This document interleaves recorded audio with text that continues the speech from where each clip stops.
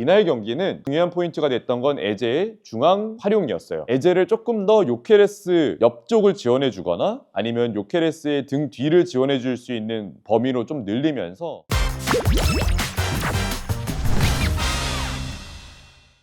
오늘 빅매치 리뷰 시간입니다. 옆에 아무도 없습니다. 장코치님이 출장에 있으셔가지고 오늘 함께하지 못했고 저 혼자 단독으로 진행을 좀 해보려고 하고요. 첫 번째 리뷰는 뭐 많은 팬분들이 보셨을 토트넘과 아스날의 경기였습니다. 아스날 주중에 31라운드 수년 경기를 했는데 울버햄튼한테 비겼어요. 원정 가서. 뭐 22 상대로 1점밖에 획득을 못해서 한 경기 더한 상태에서 지금 승점 차가 시티하고 5점 차로 좁혀졌습니다. 만약에 이날 경기 이기지 못했으면 뭐 승점 차가 더 좁혀질 뻔했는데 토트넘과의 경기 이기게 되면서 그 전 경기에 대한 어떤 아쉬움을 좀 메꿀 수 있었다. 승점으로는. 반면에 토트넘은 프랭크가 나가고 FA컵이 없었기 때문에 2주 동안 시간이 좀 있어서 그 2주 동안 새로 부임한 임시 감독이죠. 투도르 감독이 오면서 전체적으로 이날 경기를 좀 준비를 했습니다. 결과적으로는 아스날이 4대1로 이겼고 아스날이 울버햄튼전에 비교했을 때 어떤 게 조금 나아졌는지 그리고 토트넘은 프랭크 감독 체제랑 지금 뭐 투도르 감독이 첫 경기밖에 하지 않았기 때문에 뭐 레퍼런스가 많이 없지만 어떤 부분이 그나마 조금 좋아졌는지 뭐가 그렇게 아쉬웠는지를 좀 보면서 오늘 영상을 좀 찍어보려고 하고요. 아스날을 먼저 보겠습니다. 아스날은 뭐 다른 부분들은 다 괜찮았지만 결국에는 부상자가 누적이 돼 있던 공격형 미드필더 혹은 이제 오른쪽 4-3-3으로 보면 오른쪽 메짤라가 웨데고르 그리고 카이 하베르츠가 부상으로 선발 명단에 들지 못했고 웨데고르는 물론 이제 복귀하면서 벤치에 있었지만 카이는 복귀를 하지 못했고요. 울버햄튼전에서는 사카가 그래서 오른쪽 메짤라 역할을 봤었고 그 전 경기 FA컵에서도 오른쪽 메짤라를 사카가 맡습니다. 근데 사카가 이 역할을 보는 건 약간 임시 방편에 불과했어요. 토트넘이라든지 아니면 이후에 있을 뭐 첼시전이라든지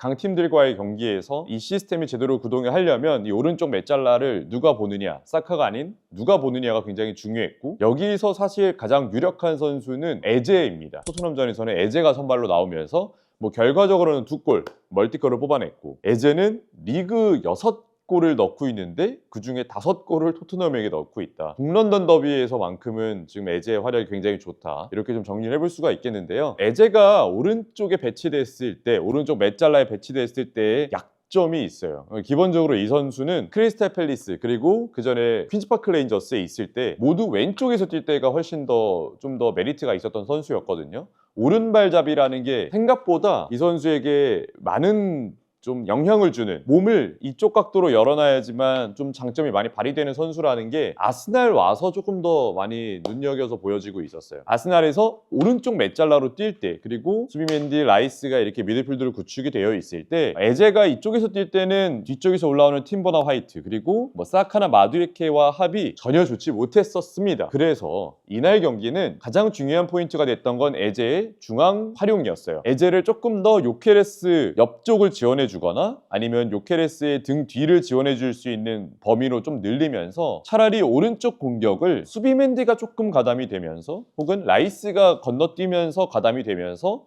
이쪽에 합을 맞춰주고 오른쪽에 팀버 그리고 사카에게 어떻게 보면은 의지하는 오른쪽 공격을 좀 펼치지 않았나. 근데 여기서 나왔던 것들이 좀 좋았던 건 확실한 무기가 됐던 포인트들이 있었어요. 기본적으로 사카가 볼을 잡으면 상대 수비 윙백이 끌려 나오고 이랬을 때 팀버가 뒤를 돌아 뛰면서 상대 미드까지도 신경을 쓰게 만들 수 있는 구도를 만들어서 팀버의 오버래핑, 팀버의 언더래핑 그리고 팀버가 볼을 잡고 사카가 안으로 들어가는 공격, 사카가 바깥으로 뛰는 공격 혹은 팀버가 움직임을 가져갔을 때 상대 수비가 끌려가면 사카가 안으로 들어오는 이러한 형태, 그러니까 쉽게 말하면 기본적으로 팀버의 움직임과 사카의 움직임만 가지고 오른쪽 공격을 풀었다. 그래서 오히려 오른쪽 공격이 조금 더 명확해졌다. 이렇게 볼 수 있겠고 요케레스는 센터백 드라구신, 판더벤과 계속해서 마찰을 일으키고 있었고 에제가 여기에 관여가 되면서 3명의 센터백을 구축하는 이 수비 라인, 특히나 아스날 상대로 하는 팀들은 기본적으로 백5를 구축하는 경우가 많기 때문에 3명의 센터백에 대해서 공략 포인트를 에제를 올리면서 요케레스에게 조금 더 다양성을 줬다. 그래서 요케레스는 항상 오른쪽에서 볼을 잡으면 왼쪽으로 돌아갑니다. 그래서 왼쪽 센터백 팔리냐, 쉽게 말해서 토트넘의 오른쪽 센터백 팔리냐를 상대했고 에제가 오히려 드라구신을 상대하거나 아니면 이 둘의 위치가 바뀌거나 이러한 형태로 계속해서 센터백에 대해서 3대2 혹은 이쪽 작은 구역에서 봤을 때 2대2 구조를 가져갔던 게 오히려 이날 경기는 훨씬 더 명확하게 경기가 좀 풀렸다 이렇게 좀 볼 수 있겠고요. 그리고 여기서 추가적으로 에제뿐만 아니라 요케레스에 대한 이야기를 추가적으로 해봐야 될 것 같아요. 요케레스가 특히나 이날 경기에 활약 자체가 굉장히 좋았는데 저는 이제 기본적으로 이야기해야 될 건 상대하는 센터백들의 질은 사실 그렇게 좋지는 못했습니다. 뭐 판더펜 같은 경우에는 요케레스랑 경합을 해줄 때도 있었지만 기본적으로 사카가 중앙 안으로 들어올 때를 계속 방해하느라 어떻게 보면 사카에게 조금 맞물려 있었던 상황도 많았고요. 그러면 드라구신 그리고 팔리냐 쪽에 과부하가 되고 있는 요케레스와 에제 공격이었는데 요케레스가 여기서의 수비 라인과 미드필더 라인 사이에서 볼을 받을 때 팔리냐 그리고 드라구신을 상대로 앞에 두고 슈팅을 가져가면서 득점을 만들었던 것도 그렇고 이 둘의 갭을 굉장히 잘 활용했다. 그래서 예전에 요케레스가 볼을 잡았을 때 어떻게 처리해야 되지에 대해서 난감한 복잡한 상황들이 좀 있었다면 오늘 경기에서는 명확하게 본인이 슈팅할 땐 슈팅하고 그리고 전반전에서도 측면에서 박스 아니지만 하프 스페이스 공략에서 여기서 수비 하나 고정으로 묶어놓고 일로 친 다음에 바로 슈팅을 때리면서 뭐 빗나갔지만 이 선수가 스포르팅 시절에 본인이 잘했던 것들이 좀 많이 나왔던 이날 경기였고요. 뭐 득점 올린 거 다 좋지만 저는 조금 더 페이스를 올려주긴 해야 된다. 두 자릿수 골 만든 건 좋지만 왜냐하면 상대하는 센터백, 토트넘의 수비진을 고려해보면 이날의 활약은 좋았지만 이게 좀 지속이 될 필요는 있다. 이런 생각은 좀 들긴 하고요. 그러면 반면에 토트넘 같은 경우에는 뭐가 아쉬웠는지를 좀 봐야 될 것 같아요. 기본적으로 토트넘이 이날 백5 속에서 공격할 때는 이제 5-2-3의 형태를 구축했고 아스날은 뭐 수비할 때는 4-4의 형태를 구축을 했죠. 토트넘의 투도르 감독은 3백을 원래 유벤투스 시절에서도 굉장히 잘 썼고요. 이전에 프랭크 체제에서 시스템을 구조를 그대로 가져올 수 있는 건 유리했고 키포인트는 토트넘 입장에서 아스날을 뭘 방해하려고 했냐면 저희가 흔히 말하는 경합 상황 그 중앙에서나 아니면 상대 수비진 사이에서의 경합 상황 그리고 조금 더 경기가 난잡해지기를 원했었던 것 같아요. 그래서 라인을 높게 올리면서 활동량을 기반으로 한 사르나 아니면 갤러거 이런 선수들에게 많은 활동량 압박에 대한 주문을 넣었고 역시 무한리를 넣은 것도 그런 부분에 하나의 포인트라고 볼 수 있고요. 저희가 이제 흔히 축구 용어가 아니지만 축구를 볼 때 하는 이야기 개싸움을 많이 걸려고 했습니다. 이거는 제가 왜 그랬냐라고 또 이야기를 해보자면 울버햄튼과 아스날 경기를 좀 보면 아스날이 울버햄튼의 일명 개싸움에 완전히 밀렸던 그날 경기였거든요. 물론 그날 경기는 비가 왔다. 그리고 울버햄튼의 홈이 없다. 이런 것 변수가 좀 있었고 전방에 아루코다레 같은 신장 좋은 선수가 있었다라는 게 다른 부분이지만 기본적으로 아스날이 상대 1대1 경합 그리고 압박이 들어오는 경합에서 최근에 좀 흔들리는 것들이 있었고 그게 흔들리는 포인트는 중앙 쪽 수비맨디 그리고 살리바 마갈량이스 이 사이 공간에서 흔들리는 경우도 꽤 많았기 때문에 그러한 상황을 많이 연출하려고 했던 의도는 좀 보였어요. 무하니 그리고 시몬스, 갤러거 높은 위치로 올라가서 상대 센터백과 풀백에 대한 압박 구조를 가져갔는데 울버햄튼과 토트넘이 달랐던 이유 중에 하나는 프랭크가 아니라 투도르가 왔고 투도르가 원하는 압박의 구조와 강도를 현재 토트넘 선수들이 구현할 만큼의 매치 핏이나 현재 컨디션이 아니었던 건 분명했던 것 같아요. 울버햄튼도 뭐 최근에 경기 내용이 막 좋은 건 아니지만 흐름이 조금씩 올라왔을 때 그래도 지금 현재 에드워드 감독이 구현하고자 하는 그 압박 형태가 훨씬 더 토트넘보다 완성도가 좋아요. 그래서 이날 경기를 좀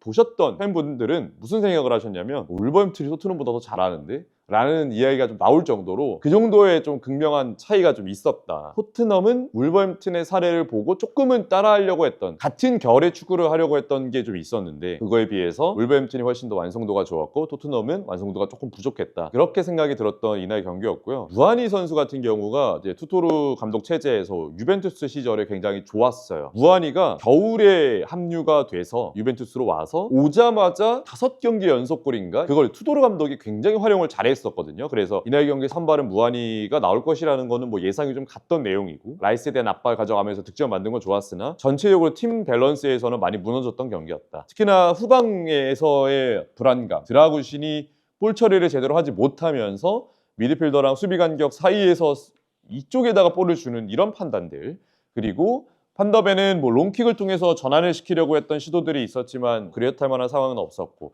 불안한 팔리냐의 계속된 모습들, 팔리냐도 본인이 이제 중앙 쪽으로 들어갈 때 압박해야 될 때와 센터백 라인을 구축했을 때 압박을 해야 될 때, 혹은 측면으로 끌려 나왔을 때 어떤 밸런스를 가져가야 되는지에 대해서 아직까지는 조금 어려움이 있는 것 같고요. 그러면서 이쪽 사이드에서 뭐 뚫리는 모습들도 저희는 뭐 볼 수 있었고요. 어제 경기는 뭐 전체적인 맥락 속에서 보면 제가 느꼈을 때는 그냥 강등권 팀과 1위 팀이 그냥 대결 정도로 나올 만한 내용이었어요. 그러니까 그 정도로 내용이 좋지는 못했습니다. 그래서 토트넘은 아스날전은 이렇게 됐지만 이제 이후 일정들을 좀 잘 치러야 될 것 같은데, 투도르 감독이 이제 인터뷰에서 그런 얘기를 했습니다. 이 정도의 압박 강도와 이 정도의 레벨을 치룰 만한 선수들의 매치 핏이 아니다라고 이야기를 했는데, 인터뷰에서 투도르의 맨투맨 압박을 즐겨 가져가는 게 이제 투도르 감독의 시스템 중에 하나인데, 투도르가 본인의 압박의 레벨을 구현하기 위한 수준이 언제 이제 이 도달이 될지, 그거에 따라서 토트넘이 승점을 빠르게 쌓을 수 있는 그 궤도에 올라갈 수 있지 않을까, 개인적으로는 그런 생각이 좀